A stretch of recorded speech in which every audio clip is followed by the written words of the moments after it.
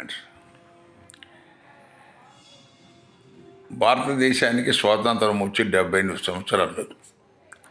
భారత రాజ్యాంగం republic day నాడు అమల్లోకి వచ్చింది.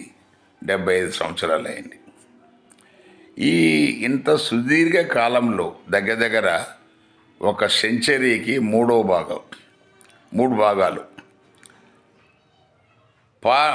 మనకు ఫండమెంటల్ రైట్స్, ప్రాథమిక హక్కుల్లో ఉన్న ప్రధానమైన పాయింట్ అంటరానితనము, ప్రజల సమానత్వము అనేది ఈ రోజుకు దేశంలో ఎక్కడ మనకు కానరాదు.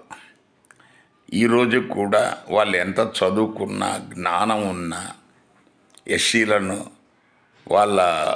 మనను అవమానిస్తూనే ఉన్నారు. కులం తక్కువ అని, అంటరానితనం అని.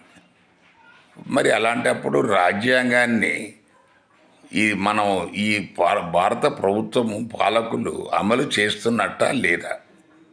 అమలు చేస్తే ఎవరైతే ఆ రకంగా బిహేవ్ చేశారో వాళ్ళ మీద చట్టపరమైన చర్యలు తీసుకోవాలా?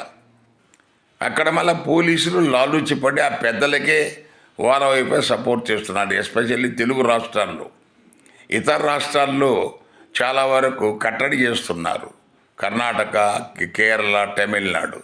ఆంధ్రప్రదేశ్లో 2 తెలుగు రాష్ట్రాల్లో, తెలంగాణ, ఆంధ్రాలో పోలీసులు మాత్రము వాళ్ళ పెద్దలకి కొమ్ము కాసి తిట్టినోటికే వానికి కూర్చేసి కూర్చోబెట్టి ఎవడైతే కంప్లైంట్ చేసి వచ్చాడో వాడిని తన్ని లోపలేస్తున్నారు.